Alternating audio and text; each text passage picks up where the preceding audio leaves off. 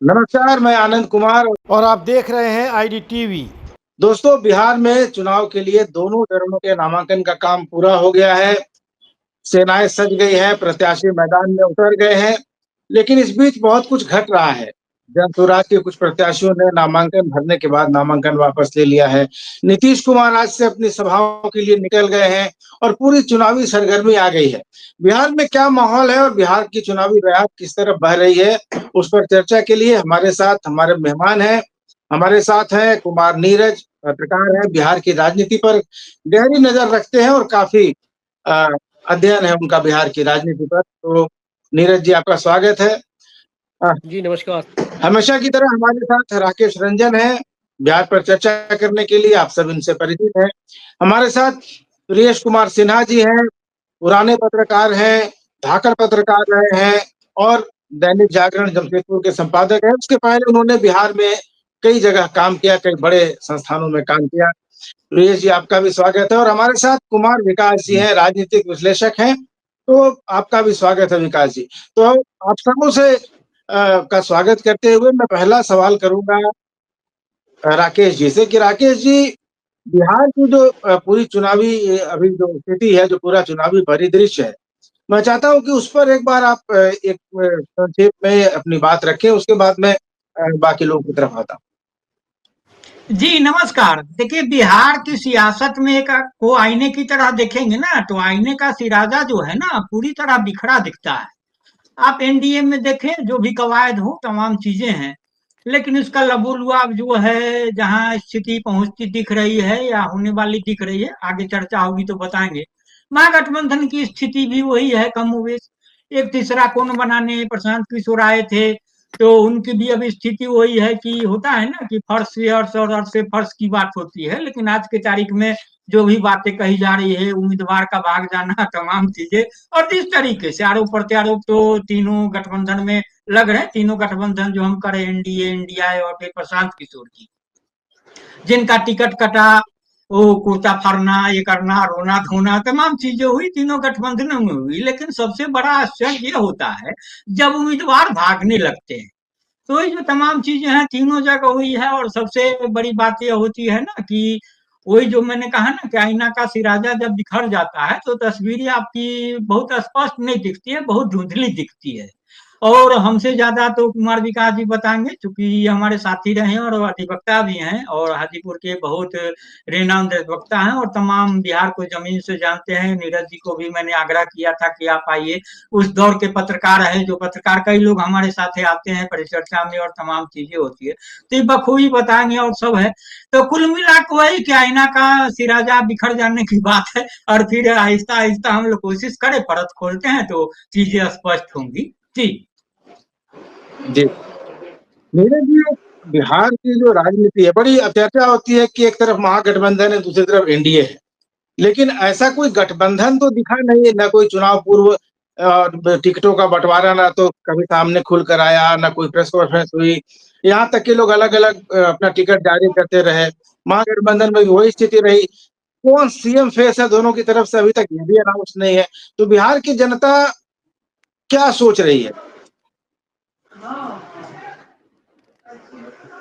नीरज जी। नीरज जी का तो लगता है नीरज जी का संपर्क कट गया। प्रियेश जी से यही सवाल है। प्रियेश जी, आप लंबे समय तक बिहार में रहे हैं और आपने वो दौर भी देखा है जिस दौर की बात आज बीजेपी के बड़े नेता और मोदी और अमित शाह जंगल राज की याद दिलाते हैं। क्या अभी क्या स्थिति आपको लग रही है? सवाल तो आपने पहले जो मैंने नीरज से किया था वो आपने सुन लिया होगा। तो आप बताएँ हमारे दर्शकों को। जी। ये देखिए, अभी जो कुछ हो रहा है इसमें कुछ आश्चर्यचकित होने की ज़रूरत नहीं है। इसमें जी। 2 पहलू हैं। इसमें जो एक गठबंधन है वो अपनी राजनीतिक सत्ता बनाए रखने की लड़ाई लड़ रहा है। जी। और इसमें दोनों एक-दूसरे के ऊपर हावी होने का भी प्रयास कर रहे हैं, ताकि आगे चल के कोई बार्गेनिंग वाली स्थिति ना रहे, जैसा कि पिछली कई दफ़ा हो चुका है। और दूसरा जो गठबंधन है उसमें चुनौती राजद को छोड़ के बाकी जो उनके साथ है, अपनी राजनीतिक ज़मीन, अपनी हैसियत तलाशने की है। वो उसकी जी। लड़ाई लड़ रहे हैं। ये जो गठबंधन में आप आपसी लड़ाई देख रहे हैं, ये अपने वजूद को, अपने महत्व को बनाए रखने की लड़ाई है, और इस लड़ाई में फायदा होते दिख रहा है एनडीए का, इसमें कोई दो राय नहीं जी। और एक जो तीसरा कोण उभर रहा था प्रशांत किशोर का, तो वो उस तीसरे कोण का मैंने पहले भी एक बार जिक्र किया था कि चुनाव की घोषणा, टिकटों की घोषणा के बाद वैसा कुछ रहेगा नहीं, तो वो कोई तीसरा कोण बनता नहीं दिख रहा। चौथी बड़ी बात इस चुनाव में एक अंतर ये है कि इस बार चिराग पासवान अकेले अलग नहीं लड़ रहे हैं, वो एनडीए में शामिल हैं, तो इसका पॉजिटिव असर कुछ देखने को मिलेगा और इसका फायदा जेडीयू को ज्यादा मिलेगा। तो उम्मीद है कि जेडीयू की कुछ सीटें बढ़ेंगी जी। और तो इन सीटों के बढ़ने के सीटों के बढ़ने के कारण चुनाव के बाद क्या समीकरण बनेंगे, ये भी देखना बड़ा दिलचस्प होगा। विकास जी की तरफ आते हैं। आपके इलाके में भी काफी कुछ चल रहा था। मुन्ना शुक्ला की बेटी को पहले टिकट नहीं मिला, बाद में उनको टिकट मिला। तो आप जिस इलाके से आते हैं, वैशाली का इलाका है और जो उससे सटे इलाके हैं, वहां पर स्थितियां क्या है चुनावी, थोड़ा सा हमारे दर्शकों को बताएं। देखिए, वैशाली जिला की जो बात करते हैं तो वैशाली जिला में 2020 के चुनाव में दोनों गठबंधनों को 4-4 सीटें थी। अभी एनडीए को एज मिल गया है थोड़ा सा। जन सुराज का कोई फैक्टर नजर नहीं आता है वैशाली जिला में। जन सुराज ने भी कैंडिडेट को इंपोर्ट किया है बाहर से। लोकल लेवल पर जिन लोगों को उन्होंने कहा कि आप लोग तैयारी कीजिए, आपको टिकट दिया जाएगा, उन लोगों में से किन्हीं को टिकट उसने दिया नहीं। वो सुप्रीम कोर्ट के अधिवक्ता को ले आके टिकट दे दिए हैं। प्रतिभा सिन्हा है, उनको टिकट दिए। उनका घर भी वैशाली में पड़ता है, हाजीपुर से टिकट दिए हैं, जिनको हाजीपुर में जानने वाले लोग नहीं हैं। और महागठबंधन इस तरह से बिखरा हुआ है यहाँ कि आपको वैशाली में, वैशाली विधानसभा सीट पर डॉक्टर संजीव सिंह कांग्रेस के प्रत्याशी हैं और अजय कुशवाहा को आरजेडी ने टिकट दे दिया। दोनों आपस में लड़ेंगे तो एनडीए को एज होगा। लालगंज में भी कमोवेश वही स्थिति है। शिवानी शुक्ला जो मुन्ना शुक्ला की बेटी हैं, उनको आरजेडी ने अंतिम समय में टिकट दिया। कांग्रेस से आदित्य कुमार राजा को टिकट दिया। अब आदित्य कुमार राजा ने आखिरी समय में अपना नाम विड्रॉ कर लिया। विड्रॉ करने के पीछे कहा जाता है कि संजय कुमार सिंह जो बीजेपी के प्रत्याशी हैं, उनका प्रभाव ज्यादा रहा, क्योंकि वो वैश्य समुदाय से आते थे और वैश्यों का वोट बीजेपी का ही था। इसीलिए उन्होंने, उनके विड्रॉ करने से महागठबंधन की स्थिति और कमजोर हुई है। तेज प्रताप यादव जो लालू यादव के पुत्र हैं, वो महुआ से चुनाव लड़ रहे हैं, क्योंकि महुआ से आरजेडी ने भी मुकेश रोशन को प्रत्याशी बनाया है। लेकिन तेज प्रताप यादव द्वारा महुआ क्षेत्र में मेडिकल कॉलेज अपने रीजन में स्थापित किया गया था, जिसका प्रभाव है वो भी महागठबंधन के प्रत्याशी को कमजोर कर रहे हैं। तेजस्वी यादव के क्षेत्र में भी तेज प्रताप यादव ने, एक प्रेम यादव हैं जो आरजेडी के कार्यकर्ता रहे हैं, उनको टिकट दे दिया है, जिससे वो भी आरजेडी का वोट काटेंगे। तो यही कमोवेश यही स्थिति है कि हाँ, एनडीए को एज मिलता दिख रहा है।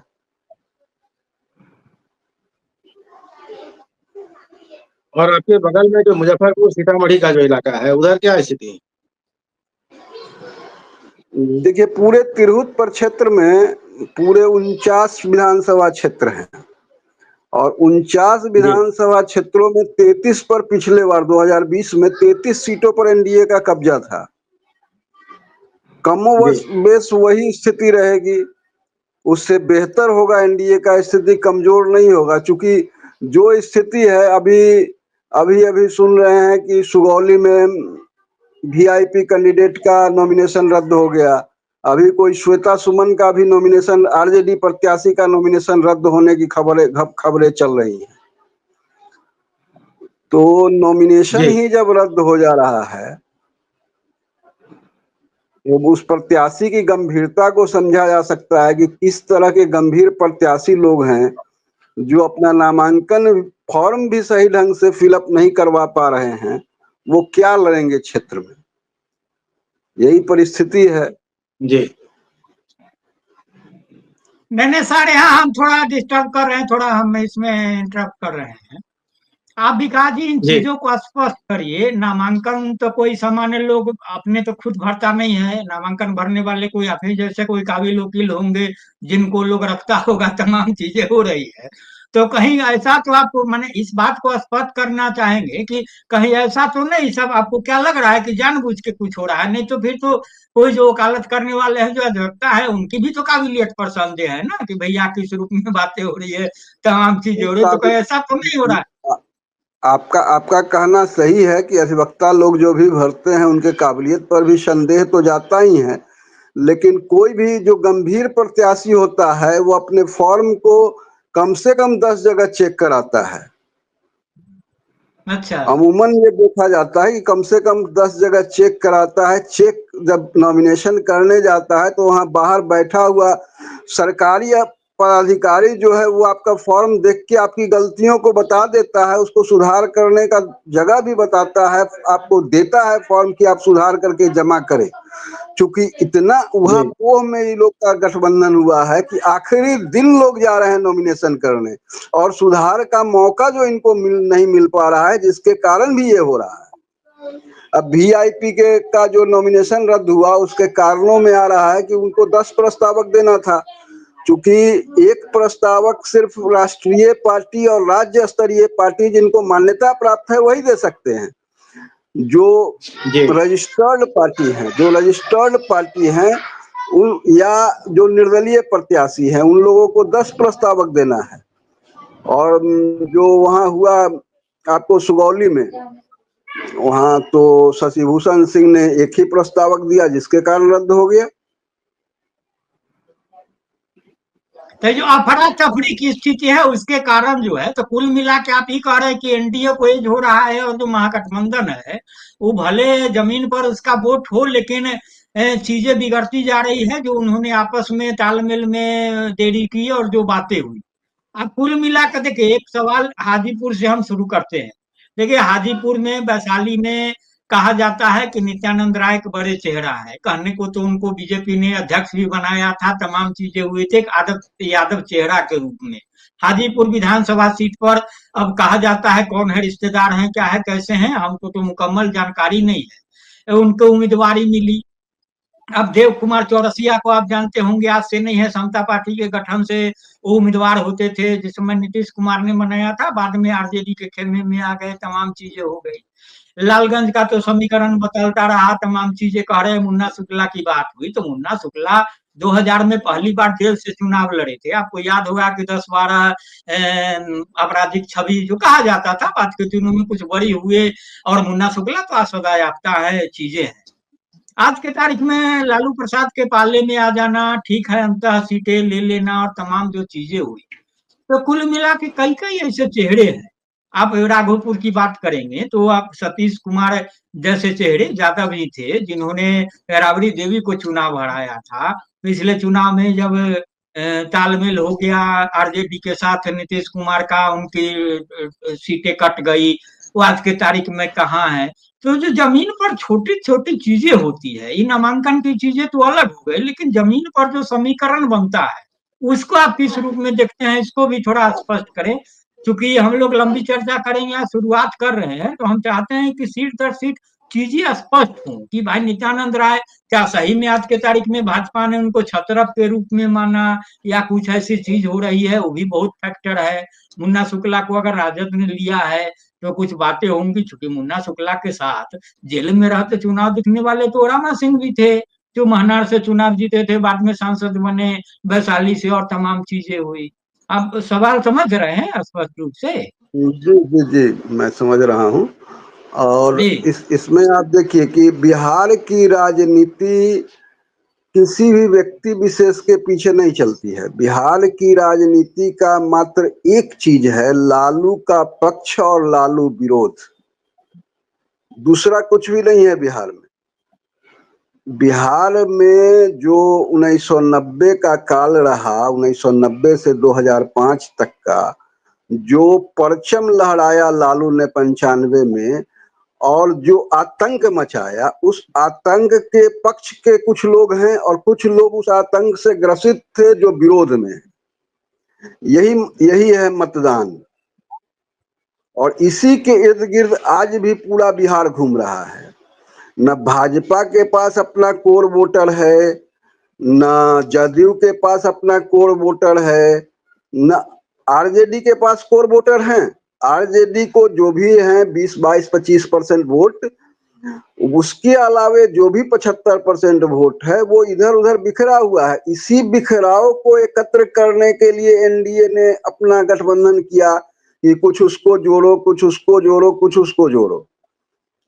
आज भी लालू प्रसाद की आक्रांता जो थी उस समय, लालू प्रसाद ने कुछ नहीं किया, लेकिन लालू प्रसाद के नाम पर जो भय का माहौल बनाया गया क्षेत्र में उनके जाति के लोगों द्वारा या उनके समर्थकों द्वारा, जिसके कारण ये सब नजर आता है। और आज भी कमोबेश वही स्थिति है। जैसे ही 2015 में वो नीतीश के सहारे सत्ता में वापसी किए, वैसे ही फिर शुरू हुआ बिहार में। आज भी जो स्थिति है, बीच में जब नीतीश कुमार तेजस्वी के साथ मिले, तेजस्वी के कारण ठीक है नौकरियां तो कुछ मिली ही, लेकिन माहौल बदला। जादवों के द्वारा हरा गमछा बांध के जो प्रदर्शन किया गया सड़क पर, उन प्रदर्शनों से जो भयभीत लोग हैं वो उनके विरोध में वोट करते हैं, और विरोध में जो मजबूत कैंडिडेट होता है उनको देते हैं।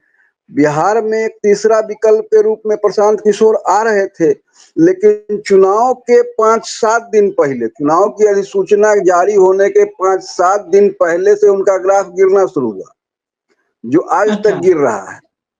5-7 दिन पहले तक उनका ग्राफ धीरे धीरे ऊपर जा रहा था, और आज के डेट में प्रशांत किशोर भी वही जो अन्य राजनीतिक दल करते हैं, धन बली को ले आइए कहीं से, पैसा वसूली कीजिए, वही कारनामा उनका भी हो रहा है। बिहार में एक छवि नजर आई थी कि चलो प्रशांत किशोर आया है, ईमानदारी की राजनीति करेगा, लोग उसके तरफ आकर्षित भी हो रहे थे। लेकिन उनका कैंडिडेट का जो चयन किया गया, जो उन्होंने चयन किया, बाहर से लोगों को, धनबलियों को ला के बिठाने का प्रयास किया गया, जिससे उनकी छवि धूमिल हुई है। यही है नीचे का रिपोर्ट। यहाँ चूंकि लालू के विरोध में भाजपा नजर आती है, शहरी क्षेत्र है, भाजपा के कुछ वोटर हैं शहर के, और ग्रामीण क्षेत्रों में जो विरोधी वोटर हैं, लालू के विरोधी वोटर हैं, वो एनडीए को वोट करते हैं। महागठबंधन ने इस बार प्रयास किया, लेकिन महागठबंधन से बिहार में लड़ी लालू से भूमिहार जाती। इस बार लालू यादव ने प्रयास किया कि भूमिहारों को भी साधा जाए। इसके कारण उन्होंने 6 भूमिहारों को टिकट दिया। 143 सीटों में उन्होंने 6 भूमिहारों को टिकट दिया। उसी में एक शिवानी शुक्ला भी हैं, उसी में सूरजभान सिंह की पत्नी बीना देवी हैं, मटिहानी वाले बोगो सिंह हैं, परबत्ता के संजीव सिंह हैं, और राहुल शर्मा को दिया गया है टिकट, ये जगदीश शर्मा के बेटे को। तो दूसरी जातियों को साधे बिना अब सिर्फ एक जाति से कोई विधानसभा नहीं जीता जा सकता है, क्योंकि एक विधानसभा में वोट पहुंच गया है 3 लाख तक, और एक जाति का वोट होता है 30,000, 40,000, 50,000। तो एक जाति चाहे कि हम जीत जाए चुनाव तो 1-2 सीट पर तो संभव है, लेकिन एक मेजोरिटी बना लेना, एक मेजोरिटी ले आना, ये संभव नहीं रह गया है बिहार में। नहीं नहीं, देखिए आपने जो कहा बातें कंट्राडिक्टरी थोड़ी हो रही है। आपने कहा कि लालू प्रसाद जी का जो शासन काल था, बाद में ठीक है गए हुआ नीतीश कुमार के जब साथ आए तो वही हरा गमछा जो भी बांध के इधर उधर घूमे। अब मुन्ना शुक्ला की लड़की को टिकट मिला, शिवानी शुक्ला को। अब मुन्ना शुक्ला की राजनीति कहाँ से शुरू होती है भैया? मुन्ना शुक्ला, आप छोटन शुक्ला, भुटकुन शुक्ला, तमाम चीजें, मुन्ना शुक्ला काहे को जेल में रहे और आज के तारीख में काहे सजाया था? आनंद मोहन भी उसी टीम में थे, तमाम चीजें थी। तो आज के तारीख में अगर पलट के ला रहे हैं तो क्या वो हरा गमछा वाले क्या मुन्ना शुक्ला के पास चले जाएंगे वोट देने के लिए? इस बार की जो स्थिति नजर आ रही है, हमने देखा कि जब शिवानी शुक्ला को जिस दिन तक टिकट नहीं मिला था, उसके एक दिन पहले मुन्ना शुक्ला के बंगला पर बहुत बड़ा पंचायत था। उसने पंचायत बुलाया था लोगों से कि हम निर्दलीय लड़े कि नहीं लड़े, तो उसमें वही हरा गमछा वाले लोग ही थे। उसके पंचायत में लगभग 5-7 हजार की भीड़ थी। और उस भीड़ ने तय किया था कि शिवानी शुक्ला निर्दलीय लड़े। उसी भीड़ में से 10-20 लोग ले जाके रात में लाल तेजस्वी यादव से टिकट दिलवाए थे। 4 बजे भोर में टिकट दिया गया है शिवानी शुक्ला को। तो इस बार तो है कि मुन्ना शुक्ला के लिए हरा गमछा वाले का भीड़ है, वो लोग वोट दे रहा है उनको। अब उनके साथ शिवानी शुक्ला के साथ शिवानी शुक्ला के जाति के वोटर हैं या नहीं, ये एक प्रश्न चिन्ह है। राजद के वोटर जो हैं, यादव वोटर, मुस्लिम वोटर, पूर्ण रूप से मुन्ना शुक्ला की लड़की के साथ हैं। सर आप आगे बढ़िए। स्थानीय स्तर पर की तरफ आएंगे, थोड़ा परिदृश्य को थोड़ा व्यापक बनाते हैं। अभी प्रियेश जी ने बात किया था, चिराग पासवान की बात इन्होंने की थी, और बेसिकली एनडीए फोल्डर की बात करते हैं, क्योंकि जो सामने जो गठबंधन है, जो लालू कांग्रेस और वाम दलों का है और बाकी वीआईपी वगैरह है, ये पार्टियां तो उसमें आरजेडी, कांग्रेस और वाम दल किसी सूरत में बीजेपी के साथ नहीं जाएंगे। मेरा सवाल यह है प्रियेश जी की बीजेपी और जेडीयू लगभग समान सीटों पर चुनाव लड़ रहे हैं। अंदर खानी ये बात कही जा रही है लंबे समय से कि भाजपा चाहती है कि नीतीश कुमार को इस बार मुख्यमंत्री नहीं बनाया जाए। इस योजना पर भी काम हो रहा है कि बीजेपी को ज्यादा सीटें आ जाएंगी तो वो नीतीश कुमार को गच्चा देने के चक्कर में। लेकिन मेरा सवाल है कि क्या इस बार चुनाव का परिणाम 2020 की तरह होगा, जब नीतीश कुमार को मात्र 43 सीटें आई थी? अगर सीटें बढ़ेंगी और उसके बाद अगर बीजेपी उनको साइडलाइन करने की कोशिश करेगी तो फिर क्या वो लालू नीतीश का कॉम्बिनेशन नहीं बन जाएगा? और जहां तक चिराग पासवान की बात है, तो वो उन्होंने पिछली बार खेल बिगाड़ा था काफी सीटों पर जेडीयू का। इस बार वो जेडीयू के या एनडीए के फोल्डर में है। नीतीश कुमार ज्यादा मजबूत है एनडीए में या बीजेपी ज्यादा मजबूत है इस बार? देखिए, अभी जो सीटों का बंटवारा हुआ है और चिराग पासवान के, जैसा मैंने पहले कहा कि एनडीए के फोल्डर में ही चुनाव लड़ने से बीजेपी से ज्यादा फायदा जेडीयू को है, क्योंकि जब चिराग पासवान अलग चुनाव लड़े थे तो उसका नुकसान जेडीयू को उठाना पड़ा था। और मेरा जहां तक अनुमान है कि सीटें लगभग बराबर रहेंगी दोनों की, बीजेपी और जेडीयू। और बीजेपी अभी की परिस्थिति में नीतीश कुमार को इग्नोर नहीं कर सकती। अगर वो इग्नोर करेगी तो बीजेपी को नुकसान होगा। इसलिए कम से कम मतदान होने तक तो वो बिल्कुल नीतीश को सामने रखेगी।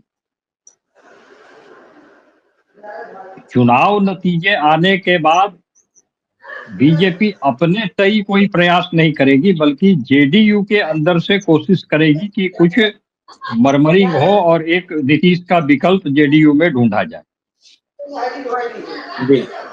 और ये इसमें बीजेपी कितना सफल हो पाती है, असली देखिए, बिहार में असली राजनीति अभी मतदान तक की नहीं है। असली राजनीति जो होगी वो जब चुनाव के नतीजे आ जाएंगे उसके बाद की। जी, इसलिए कि भाजपा के साथ एक ही दल है जो जिसके साथ मिलके बीजेपी सरकार बना सकती है वो है जेडीयू। बाकी कोई भी दल बीजेपी के साथ आने से रहा, और जेडीयू के साथ कोई भी आ सकता है। तो जेडीयू एक सर्वमान्य पार्टी के रूप में है बिहार में। जेडीयू को ना कहिए, नीतीश कुमार एक सर्वमान्य नेता के रूप में है जिससे किसी भी दल को परहेज नहीं है, और यही स्थिति जो है। लेकिन आप एक चीज ये भी देखिए ना, नीतीश की छवि को थोड़ा ये भी बनाने की कोशिश की जा रही है कि अब वो थोड़ा सा अपना उम्र उन पे हावी हो रहा है, वो निर्णय नहीं ले पाते हैं, तो एक प्रयास हो रहा है। लेकिन फिर भी मुझे नहीं लगता कि इतना कुछ होने के बाद भी बीजेपी नीतीश के साथ कोई अभी गेम करने का सोचेगी। बाद में क्या होगा वो तो सीटों के नंबर पे निर्भर करता है जी। और चिराग पासवान के आने का फायदा निश्चित रूप से जेडीयू को ही मिलेगा। बीजेपी का तो जो है वो है। जी। तो राकेश जी, हम लोग चर्चा ये कर रहे हैं अभी और आगे चर्चा करेंगे भी, लेकिन प्रशांत किशोर को हम लोगों ने बहुत बार डिस्कस किया और एक समय वे मतलब उन्होंने जमीन पर जो भी स्थिति रही वो मीडिया में तो ये माहौल बना ही दिया था कि वे एक तीसरा विकल्प बनकर उभर रहे हैं। अभी विकास जी ने कहा कि अभी 2-3 दिनों से उनका ग्राफ गिरा है और ये दिखाई भी दे रहा है, वो हताशा में बोल रहे हैं और वे लगातार कुछ तस्वीरें डाल रहे हैं कि फलाना अमित शाह से मिल रहा है हमारा उम्मीदवार, और कुछ धर्मेंद्र प्रधान से मिल रहे हैं और बीजेपी के कहने पर हमारे कैंडिडेट नॉमिनेशन वापस ले रहे हैं। तो मेरा सवाल यह है कि भाई आप कैसे कहें, आपने एक समय राजनीति में शुचिता की बात की, आप सबको एक्सपोज कर रहे थे और आप ऐसे कैंडिडेट खुद उतार रहे हैं जो बीजेपी से जाके मिल जा रहे हैं। तो ये तो कैंडिडेट का चुनाव तो आपको करना था, तो आपने कैसा कैंडिडेट चुन लिया? जैसा विकास जी कह रहे थे कि जहां तहां से वो कैंडिडेट उठा के ला रहे हैं, पैसे पे कैंडिडेट ला रहे हैं, तो फिर राजनीति में जिनको कहा जा रहा था कि वे केजरीवाल बन रहे हैं और विकल्प दे रहे हैं तीसरा, वो तो उसी राजनीतिक भेड़ चाल के एक मोहरे बनकर, एक हिस्से बनकर सामने आ रहे हैं। तो अब आप क्या लगता है कि प्रशांत किशोर इस चुनाव में कोई फैक्टर है, या चुनाव भी पहले की तुलना मुकाबले जैसे एक तरफ लालू का खेमा है, दूसरी तरफ बीजेपी और नीतीश का खेमा है, यही पैटर्न पर चुनाव होगा? देखिए, बिहार की तस्वीर साफ है। मैंने आपको शुरुआत में कहा, जो हम आईना का सिराजा बिखरने की बात कहे हैं, तो मैंने बहुत जिम्मेदारी के साथ ये बातें कही है। देखिए, चुनाव हो रहा है आज के तारीख में, एनडीए बनाम इंडिया ही हो रहा है। अब इंडिया तो केंद्र स्तर से बातें शुरू हुई थी, बिहार में तो है भी नहीं, झारखंड में भी नहीं था, भले महागठबंधन जो भी कह के उसका जो भी स्वरूप बना ले। और प्रशांत किशोर के बारे में हमको लगता है कि दर्जनों चर्चा में मैंने बातें कही है। राजनेताओं के साथ लग के आप राजनेताओं को आगे बढ़ाने का दुकान खोलना, माने किसी सामान का दुकान खोलना, किसी ब्रांड है, लीजिए भैया विकास जी आए, भैया हमको कोका कोला दो, पेप्सी दो, दे देना। लेकिन खुद पेप्सी और कोका कोला बनना में बहुत फर्क है, वो 2 दिन में नहीं होता है। आप रणनीतिकार हो सकते हैं, तमाम चीजें हो सकती है, लेकिन जब चुनाव मैदान में आप रहे हैं तो फिर आपको अपनी विश्वसनीयता सिद्ध करनी होगी। और खासतौर से बिहार, देखिए, इतनी बहुत सामान्य जमीन नहीं है। अभी जो हम लोग ने चर्चा की विकास जी के साथ, जो उनको हम खोलने की कोशिश कर रहे थे कि आखिर मुन्ना शुक्ला और जो तमाम चीजें हो रही, और 2000 में जीते, कैसे जीते, बाद में जीते रहे, पत्नी भी जीती और तमाम चीजें हुई, आज बेटी के साथ वो मैदान में आए हैं, सजायाफ्ता आए और बेटी को इसलिए दिवाया किया है, तमाम चीजें क्यों हो रही है, परिस्थितियां बदल रही है, जद्दोजहद है, जद्दोजहद यह है कि जो एनडीए के खिलाफ जो वोटर है, जो कह रहे थे ना हरा गमछा वाले और कौन गमछा वाले, उसकी बेचैनी यह है कि भैया हम सत्ता से दूर है, हमारी चीजें चल नहीं रही है। जो जमीन पर जो बदलता है ना, बिहार में जमीन पर घूमेंगे तो आपको सही चीजें पता चलेंगी। कि हमने नित्यानंद राय की चर्चा की, हाजीपुर की चर्चा की, हम लोग उसी जमीन से पले बढ़े हैं, हमने देखा है कि वो यादव कौन थे, आज के तारीख में जो नए यादव का उभार हुआ, नित्यानंद राय किस रूप में आ गया और क्या हुआ, वहां पर आर्थिक रूप से क्या बदला, तमाम अर्थतंत्र और जो चीजें हुई। अभी विकास जी ने ही कहा कि मुजफ्फरपुर से आप देखे होंगे कि पिछले बार चुनाव में कैप्टन जनार्दन निषाद के लड़के कई बार सांसद होते थे, वो राजद से शुरुआत किए थे तमाम चीजें। पिछले बार कांग्रेस से चुनाव लड़े, अभी चले गए, उनकी पत्नी को टिकट मिल गया, क्या रहमान निषाद या रहमान निषाद नाम है, ये करेक्ट हम नहीं हो रहे हैं, हो सकता है हमारे पास ध्यान में नहीं है। तो कुल मिला के जो चीजें हो रही है, प्रशांत किशोर की चीजें आहिस्ता आहिस्ता सही जा रही थी, ये बहुत सही बात है, लेकिन वही कोई नेता नहीं बन पाए। उनका जो एरोगेंस है और जो तमाम चीजें हैं जो डिक्टेट कराने की बात है, और अंततः जो उन्होंने मैं सूत्रधार हूं, भाई सूत्रधार होना अच्छी बात है, सूत्रधार क्या होता है, क्या पर्दे के पीछे है। हम लोग गांव में नाटक करते थे कभी दीपावली में, छठ में, तो क्या होता था, जो सूत्रधार है, जो डायरेक्टर है, वो क्या होता था, अगला जो आगे जो पात्र है वो डायलॉग भूल जा रहा है तो पर्दे के पीछे कान में लगा के हम लोग बोलते थे तो आगे बढ़ता था। भाई आप कैसे सूत्रधार है, क्या चीजें कर रहे हैं, और आज की तारीख में आकर यहाँ रोना रो रहे हैं कि मेरे उम्मीदवार को कोई मिला ले रहा है, अमित शाह कर। भाई अमित शाह क्या अचरज क्या कर रहे हैं, भाई वो राजनीति कर रहे हैं ना, उनका काम है, हमने क्यों नहीं बैठा, आम दाम दंड भेद के सहारे राजनीति चलती है, आपने कौन सी राजनीति की, आप किस बात बोला है, कैसे बैठ गया तमाम चीजें। तो जो बी टीम की बातें होती थी, आज की तारीख में अगर कोई कहे कि प्रशांत किशोर सच में बी टीम है तो इसमें आश्चर्य क्या होगा। वो रोना रो रहे हैं कि बीजेपी बैठा रहा है, तमाम चीजें हो रही है। अगर पलट के हम एक लेमैन की तरह यह सवाल करें कि भैया उनका जानबूझ के वो बी टीम है ही है, जानबूझ के ऐसा उम्मीदवार दे रहे हैं जो बढ़ जा रहा है। अब आप देखिए ना भाई, सम्राट चौधरी के साथ वीआईपी ने उम्मीदवार दिया, वो बैठ गए, भाई कैसा उम्मीदवार दिया, क्यों दिया। तो कुल मिला के चीजें कि देखिए, प्रशांत किशोर को भी हम आज की तारीख में जीरो नहीं कह रहे हैं। प्रशांत किशोर ने जो मेहनत की है जिस तरीके से, समझने में चूक होती है। हम लोगों ने कई चर्चा में कहा कि वो नरेंद्र मोदी को प्रधानमंत्री बनाए, वो दावा करते हैं। अरे भैया, आपने नरेंद्र मोदी को प्रधानमंत्री नहीं बनाया था, नरेंद्र मोदी का संगठन था, तमाम चीजें थी, नरेंद्र मोदी दो टर्म के वहां मुख्यमंत्री रहे हुए थे। आपने ममता बनर्जी को बनाया, ममता बनर्जी ने 32 साल के वामपंथ को उखाड़ फेंका था। ममता बनर्जी की कहानी है, 2-2 महीने अनशन पर बैठती थी और उठा उठा के, हम तो उस समय कलकत्ता में इसे पर में काम करते थे तो देखते थे, उठा उठा के फेंक देता था, जाके जबरदस्ती पानी उनी चढ़ाने लगता था, क्या करता था। आपने नीतीश के साथ ही रहे, लालू जी भले उनके साथ थे, तमाम चीजें की। आपको अगर करना ही था और आप रणनीति के स्तर पर इतने ही विद्वान थे तो जो युवा बदलेंगे उत्तर प्रदेश में अखाट सम्मेलन तक काहे नहीं राहुल गांधी को जिता दिए। मैंने तो कई बार आपसे चर्चा में कही कि भाई हमको मुख्यमंत्री बनाओ ना, जो भी फीस लोगे हम देंगे। तो चीजें आ रही है उनको। देखिए, प्रशांत किशोर आज के तारीख में हमको नहीं लगता है कि ये 5 सीट जीतेंगे, ईमानदारी से बोल रहे हैं। हमको कोई प्रशांत किशोर से बैर नहीं है, भगवान करे वो सत्ता में आ जाए तो उन्हीं के बारे में बोलेंगे कि ठीक है, हम लोग की रणनीति का स्तर पर चूक हुई, हो सकता है समझने में चूक हुई होगी, लेकिन आज के तारीख में हम कह रहे को 5 सीट नहीं जीत रहे हैं तो क्यों कह रहे हैं। लेकिन उनको अब बिहार में ये कारोबार की तरीके से कुछ होता नहीं है, जिस तरीके से 3 साल पैदल चले, तमाम चीजें हुई, हो सकता है भूल चूक हुआ होगा। एक रणनीतिकार से नेता बनने का सफर आसान नहीं होता है, तो ठीक है नेता बने हैं, अगले 5 साल और अगर बिहार में टिक के रहेंगे, इसी तरीके से चलते रहेंगे, तमाम चीजें होंगी तो कुछ अच्छी बातें होंगी। आज की तारीख में प्रशांत किशोर कुछ फैक्टर नहीं है, और अब तो घोषित रूप से उनको बी टीम मान लिया जाएगा ना, जिस तरीके से उम्मीदवारी हो रही है, तमाम चीजें हो रही है।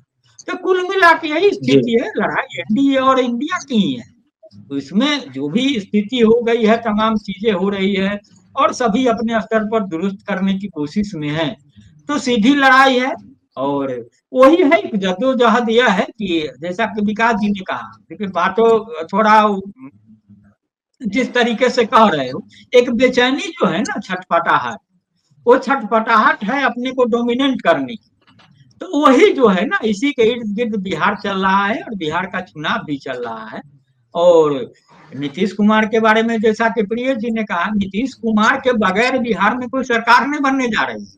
भले कोई कहता है नीतीश जी जब गए उनका एंटीना पकड़ लिया, क्या पकड़ लिया, हमको जो जानकारी है कोई उनका एंटीना पकड़ नहीं रहा है, वो तमाम चीजें हो रही। अगर ऐसा होता तो सुदर्शन कुमार का टिकट नहीं करता, वो भले 2 आदमी को टिकट दे दिए, तमाम चीजें हो। भाजपा ने भी जिस तरीके से जाल बिछाया है, उसमें यह हो रहा है कि कोई हम पर लांछन न लगे, कोई लांछन न लगे कि हमने नीतीश कुमार को की टांग खिंचाई की, तमाम चीजें हुई। नीतीश कुमार आज के तारीख में भी कुछ नहीं कर रहे हैं, यकीन मानिए। अगर ये करता होता तो हाजीपुर से बीजेपी का टिकट काट के नित्यानंद राय के जो चहेते हैं, रिश्तेदार है तथाकथित जो है, हमको नहीं पता क्योंकि हम लंबे समय से थोड़ा वहां से दूर रहे, आपको देना था चौरसिया को दे देते जो वहां से आरजेडी का उम्मीदवार था। आपका समता पार्टी के समय से संघर्ष था, नहीं हुआ। कई कई लोगों के टिकट कटे, तमाम चीजें हैं। तो कुल मिला के यह हो रहा है कि नीतीश को क्रिटिसाइज करो, लेकिन जैसा प्रिय जी ने कहा, चुनाव में भले चिराग पासवान 100% स्ट्राइक की बात कर लें, 5 लोकसभा चुनाव जीत के, तमाम चीजें आज के तारीख में वो जिस रूप में सामने है, तमाम चीजें हैं, लेकिन कुल मिला के चिराग पासवान भी हमको नहीं लगता है कि 10 सीटें जीतने वाले हैं। व्यक्तिगत रूप से हम बता रहे हैं, विकास जी ज्यादा बता पाएंगे क्योंकि वहां जमीन से जुड़े हुए हैं। हमको जो समझ रहा है, क्योंकि हमको जो जहां तक जानकारी है, विकास जी उसके वकील थे फॉर्म भरने वाले, तो इनको पता होगा वो कैसे उस समय दावे के साथ ही बोल रहे थे कि जीतेगा, सच में जीता। अब आज के तारीख में का सच्चाई है नहीं है जमीन पर, हम बोल रहे हैं कि चिराग पासवान भी आज के तारीख में वो हैसियत नहीं हो रहे हैं कि वो नीतीश कुमार को किनारे कर देंगे। आज के तारीख में सर बिहार में 95 सीट पर, जो अब तक स्पष्ट हुआ है, 95 सीट पर आरजेडी और जेडीयू के उम्मीदवार आमने सामने हैं। जो तस्वीर है, आरजेडी कितने सीट पर चुनाव लड़ रही है? 143-42, भले उसमें फ्रेंडली फाइट भी हो रहा। नीतीश जी 101-2 सीट पर चुनाव लड़ रहे। अगर 95 सीट पर दोनों है, जीतेगा कौन, हारेगा कौन? नहीं तो नीतीश जी जीतेंगे, नहीं तो लालू जी की पार्टी जीतेगी। तो अगर 95 सीट नीतीश जी के पास रहे या लालू जी के पास रही तो तय है, इसमें कहीं कोई दिक्कत नहीं है। जो हमको जो समझदारी हो रही है, तो फिर सत्ता के लिए कितना दिक्कत हो रही है। हम कह रहे हैं चिराग पासवान 10 सीट जीत भी नहीं पाएंगे, प्रशांत किशोर जीत नहीं रहे हैं, तो बीजेपी क्या 60 सीट 70 सीट जीत करके अकेले तो सत्ता में आएगी नहीं। तो नीतीश जी को तो आपको पकड़ना ही होगा। और जो भी है, वाम दल तो आपसे अलग होगा नहीं, वाम दल तो कोई, वो तो बीजेपी के साथ मिलने वाले हैं। तो कुल मिला के यही स्थिति है। और हमको लगता है विकास जी से चिराग पासवान की स्थिति पूछ ली जाए, हमको लगता है कि कुछ सही बता पाएंगे जी। हाँ, विकास जी की तरफ ही आ रहे थे। विकास जी एक तो बताएंगे कि चिराग पासवान को जो 29 सीटें मिली है, उसमें कहाँ कितने सीटों पर जीत सकते हैं। दूसरा, आपने बात कही थी कि बिहार में जो वोट है वो या तो प्रो लालू वोट है या एंटी लालू वोट है। तो जो बिहार में एक बड़ा वर्ग उस वोट का भी है जो सामाजिक न्याय का वोट है, और वो लालू से खिन्न होकर, जो जंगल राज का दौर था उससे नाराज होकर, असंतुष्ट होकर नीतीश की तरफ आया, वो बीजेपी का वोटर नहीं। मेरा सवाल ये कि पिछले 20 साल से नीतीश कुमार जिस तरह से मुख्यमंत्री बने हैं, तो कुछ एंटी इनकम्बेंसी है, कुछ वैसे वोट जो सामाजिक न्याय के वोट जो नीतीश कुमार की तरफ थे, क्या वो वापस लालू की तरफ जाएंगे? क्या आपको लग रहा है? देखिए, एंटी इनकम्बेंसी तो है ही बिहार में, लेकिन एंटी इनकम्बेंसी फैक्टर इसलिए लागू नहीं हो रहा है कि जो सामने से जो महागठबंधन का जो प्रत्याशी आ रहा है, वो प्रत्याशी भी लोगों का देखा परखा है, और उस प्रत्याशी से कोई उम्मीद नहीं की जा सकती है। इसलिए हम मजबूरन लोगों को वोट देना है, मजबूरी में लोग एनडीए को ही वोट देना पसंद करेंगे। ये खुशी से प्रशांत किशोर जिस रूप से उभर रहे थे, सही मायने में अगर प्रशांत किशोर अपने जो उनका बढ़ रहा था कद, उस कद के पर बने रहते, उस ढंग से चुनाव लड़ते, तो निश्चित रूप से एंटी इनकम्बेंसी का फैक्टर जो है, उसका वोट जो है वो प्रशांत किशोर की ओर जाता। लेकिन अब प्रशांत किशोर को नहीं रहने के कारण, या ऐसे उम्मीदवार को ले आने के कारण जिनका कोई पहचान नहीं है क्षेत्र में, लोगों को मजबूरी में पुनः एनडीए की ओर ही देखना है। अभी हमारे हाजीपुर की जो स्थिति है, सारा सड़क गड्ढा है, मुख्य सड़क से लेके मोहल्ले की सड़कें, सारा सड़क गड्ढा है। यहाँ 25 वर्षों से बीजेपी का विधायक होते रहा है। पहले जो गृह राज्य मंत्री आज हैं, वो विधायक हुआ करते थे हाजीपुर से। अब अवधेश जी विधायक हो रहे हैं, उन्हीं के मुंशी रहे हैं, उन्हीं के कार्यकर्ता रहे हैं, उन्हीं के रिलेटिव भी हैं, तो अब वो विधायक हैं। लेकिन मजबूरी है लोगों की कि वोट उन्हीं को देना है, क्योंकि यहाँ से देव कुमार चौरसिया है। देव कुमार चौरसिया लगभग आरजेडी से भी लड़े, फिर जदयू से भी लड़े, फिर आरजेडी से लड़े, अब फिर आरजेडी के कैंडिडेट हैं। तो हमारे क्षेत्र का यही स्थिति है, हाजीपुर का। और जहां तक चिराग पासवान की बात है, तो चिराग पासवान का इलाज तो नीतीश कुमार ने कर दिया है। जैसे चिराग पासवान ने जो दगाबाजी की थी नीतीश कुमार के साथ पिछले चुनाव में 2020 में, नीतीश कुमार के खिलाफ प्रत्याशी उतारकर, इस बार भी भारतीय जनता पार्टी और चिराग पासवान मिल के चाहते थे कि नीतीश कुमार को बेदखल कर दिया जाए। 29 सीटें जो चिराग पासवान को दी गई थी, पहले जो आया था आपको ये 29 सीटें चिराग पासवान लड़ेंगे, उसमें 27 सीटें थी जो जीती हुई सीटें चिराग पासवान को दी गई थी, जिस पर कम मेहनत के बावजूद चिराग पासवान जीत सकते थे। नीतीश कुमार अगर बीमार होते तो ऐसा नहीं करते, लेकिन नीतीश कुमार ने जानबूझकर, जब चिराग पासवान की सीट घोषित कर दी गई, तो उन सीटों पर जहां जदयू प्रत्याशी जीते हुए थे या जदयू प्रत्याशी दूसरे नंबर पर थे, वहां पर पहले कैंडिडेट का घोषणा कर दिया। और आज जो चिराग पासवान लड़ रहे हैं, जिसमें 27 सीटें ऐसी हैं जिस पर आज तक एनडीए ने नहीं जीत दर्ज किया, आज तक एनडीए जीत दर्ज नहीं किया है, वैसी 27 सीटों पर उलझ रहे हैं। सिर्फ 2 ही सीटें हैं जहां एनडीए आराम से जीता है, और वो 2 सीटें ही चिराग पासवान को दी गई। 27 सीटें हारने वाली सीट दी गई, जिस पर एनडीए का आज तक कभी हाँ, तो जो 2020 में जो खेल किया था चिराग ने, वही खेल उनके साथ हो गया है, ऐसा लग रहा है कि जहाँ 29 में से 27 सीटों पर अभी खाता ही नहीं खुला। तो या तो चिराग खाता खोल के उपलब्धि हासिल करें या फिर अपना संघर्ष करेंगे। तो खैर चर्चा हो गई है काफी। हमारा प्रियेश जी से कहेंगे कि अभी का जो सिनेरियो है नामांकन के बाद का, और अब असली चुनावी दंगल शुरू होगा, नेता आएंगे, भाषण होंगे, एक आम बिहारी के रूप में आप क्या देख रहे हैं कि क्या इस चुनाव से कुछ बदलता है? खास करके वैसे लोगों को टिकट मिल रहा है जो जिनका जमीन पर कोई अस्तित्व नहीं है, जैसे मैथिली ठाकुर की बात करें। इन लोगों को फॉलोअर्स यूट्यूब और इंस्टाग्राम पर फॉलोअर्स कितने हैं, उसके आधार पर टिकट मिल रहा है। क्षेत्र की 3 लाख जनता में से 3.25 लाख जनता भी जानती ना हो, लेकिन यूट्यूब पर 3 मिलियन सब्सक्राइबर हैं। तो अब सब्सक्राइबर भी आधार बन रहा है लोगों को टिकट देने का। आप उधर देख रहे हैं रितेश पांडे हैं, तो ये लोग तो यूट्यूब और इंस्टाग्राम पर फॉलोअर के बेस पर, उस पॉपुलैरिटी के बेस पर आ रहे हैं, उनका तो कोई ग्राउंड कनेक्ट नहीं है। क्या आपको लगता है कि लोकतंत्र का जो इस तरह का जो डिजिटलीकरण हो रहा है, या सोशल मीडिया के इन्फ्लुएंसर्स या सोशल मीडिया के ताकत के दम पर जो लोग चुनाव जीत कर आते हैं, वो क्या ग्राउंड पर जनता का भला कर पाएंगे? क्या जन समस्याओं को हल कर पाएंगे? और क्या जो आम बिहारी की जो इच्छा आकांक्षा है, जो पिछले दशकों से या काफी लंबे समय से बिहार की जो समस्याएं हैं, पलायन, रोजगार, उस पर क्या इसको असर पड़ेगा? इसको फायदा होगा इन लोगों को?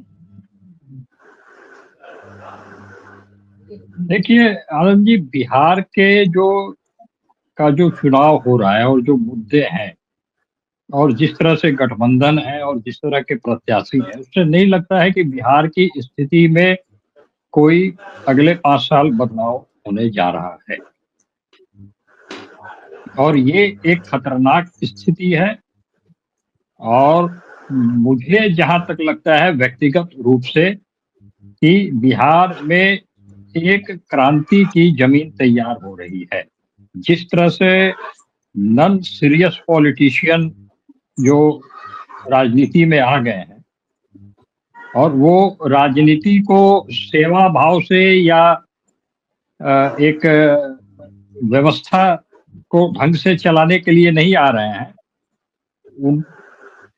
उनका मकसद सिर्फ मतलब एक तरह से समझिए कि जो कारोबारी वाली मनोवृत्ति है, उस मनोवृत्ति के तहत वो राजनीति में आ रहे हैं। तो ये एक बड़ा दुर्भाग्यपूर्ण है राजनीति में ये चलन। आपने जो कहा कि जो लोग समाज से, जनता से नहीं जुड़े हुए हैं, वैसे लोगों का सामने आना और बिल्कुल फ्रंट लाइन पे आके विधायक, सांसद और जनप्रतिनिधि के रूप में उनको सामने लाने का प्रयास करने, ये राजनीति के हित में नहीं है मेरे विचार से। अगर उनको नहीं, उनका आना गलत नहीं है, उनको राजनीति में आना चाहिए, और लेकिन सीधे बिल्कुल उनको एकदम प्रतिनिधि के तौर पे आप उतार दीजिए, वो गलत है। ठीक है, उनको आप मौका दीजिए, 5 साल, 4 साल, 2 साल जमीन पे कुछ काम करें, अपनी पहचान बनाएं, एक अपनी जो योग्यता है, क्षमता है, उसको दिखाए नेतृत्व की। फिर उसके बाद उनको MP, मुखिया, विधायक वो बनाइए, कोई दिक्कत नहीं है, लाने में कोई गलत नहीं है। मतलब वो आ रहे हैं तो ऐसे व्यक्ति को नहीं आना चाहिए, ऐसा कुछ भी नहीं है। लेकिन बिल्कुल सीधे लाके बैठा देना, ये एक खतरनाक ट्रेंड है, और इससे जो कार्यकर्ता के स्तर पे जो असंतोष पैदा होगा, और मुझे लगता है कि हर पार्टी में ये इस तरह का असंतोष उभर रहा है जो जमीनी कार्यकर्ता हैं, और इसका असर अभी नहीं, 2-3 साल के बाद देखने को मिलेगा बिहार। जी, तो राकेश जी, इन सारी चीजों को आप समझ करिए कि अभी बिहार में अभी जो स्थिति हम लोगों ने अभी जो अब चर्चा में जो जाना कि अभी बिहार में एनडीए बढ़त पर दिखाई दे रहा है, क्योंकि तैयारी उसकी अच्छी है। नीतीश कुमार के 20 साल के शासनकाल में एंटी इनकम्बेंसी है, पर वो उतनी प्रभावी नहीं है कि वो कोई ज्यादा असर डाल पाए। और प्रशांत किशोर जो एक बड़ी ताकत के रूप में दिखाई दे रहे थे, वो अब धीरे धीरे जा रहे हैं नीचे की तरफ, और उनके बातों से, उनके जो टीवी इंटरव्यूज आ रहे हैं, उनसे भी जिस तरह से वो खींच रहे हैं एंकरों पर, उससे भी कहीं ना कहीं लग रहा है कि उनको अपनी स्थिति का आभास होता जा रहा है।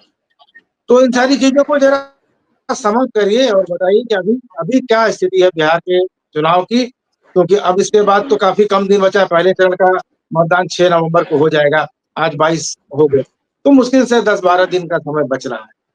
तो हाँ, पहले चरण का जो तुलना करें तो पहले चरण में कौन सा आपको क्या समीकरण दिखाई दे रहा है? देखिए, कुल मिलाकर बिहार में जो चुनाव हो रहे हैं सर, 3 पहलू हैं। बीजेपी का है कि अपनी सरकार बनानी है, नीतीश जी को जिस तरीके से किनारे करना है, तमाम चीजें हो रही है। 2 तरह का मैसेज है कि नीतीश जी जग गए, सो गए, क्या है। एक महागठबंधन का था, तो यहाँ भी चीजें बहुत स्पष्ट है।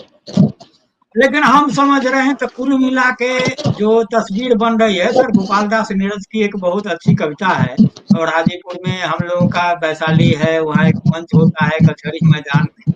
तो गोपाल दास नीरज ने बहुत पहले कविता कही थी कि मत पूछो कि कौन कहाँ बैठे हैं, हर जगह पे गलत लोग यहाँ बैठे हैं, जिन्हें रहना चाहिए जेल में वही यहाँ बैठे हैं। तो कुल मिला के है, जेल का मतलब यह है कि नेपथ्य में जिनको जाना चाहिए वही चेहरे तमाम यहाँ है।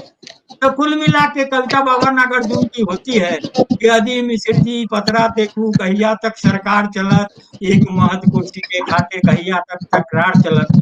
तो निष्कर्ष यही है कि सत्ता तो एनडीए की ही आनी है, जो स्थिति लग रही है और जो चीजें समझ में आ रही है। लेकिन वही है कि एक कुर्सी की जो तकरार है कि वो कुर्सी नीतीश के पास रहे या बीजेपी के पास जाए, तो ये कब तक चलेगा, और फिर नहीं तो फिर कहीं चाचा भतीजा साथ होकर फिर एक नई सत्ता और एक नई समीकरण की बात हुई, तो चुनाव के बाद की बात है।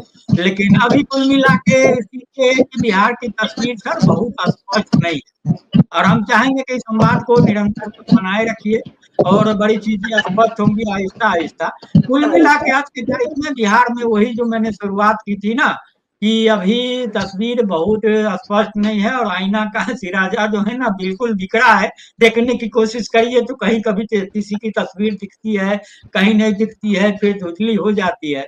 तो बिहार की जनता आईना बदलने की कोशिश कर रही है। अब वो नया आईना किस तरीके से हाथ में आता है नहीं आता है, यही है जी। तो चलिए, चर्चा काफी अच्छी रही और हमारे साथ काफी हमारे नीरज जी थे जो तकनीकी कारणों की वजह से उनका कनेक्शन हमसे कट गया। तो हम लोग 3 लोग, राकेश जी, प्रियेश जी और विकास जी, आप तीनों लोगों का बहुत बहुत धन्यवाद इस चर्चा के लिए। और काफी चीजें आप लोगों के जरिए हमारे दर्शकों को साफ हुई होंगी और आज बिहार में क्या स्थिति है इसका भी अंदाजा लोगों को लग गया होगा। तो चर्चा हम चाहेंगे कि नियमित रूप से करें और आपके अनुभव और आपकी जो जानकारियां हैं वो लोगों तक पहुंचाते रहें। तो आप लोगों का बहुत बहुत धन्यवाद। और दोस्तों, ये वीडियो आपको अच्छा लगा हो तो इसको लाइक कीजिए, सब्सक्राइब कीजिए। अपनी राय रखना चाहते हो तो कमेंट बॉक्स में जाकर रख सकते हैं। इस वीडियो में इतना ही, अगले वीडियो तक इजाजत दीजिए। धन्यवाद, नमस्कार जी नमस्कार।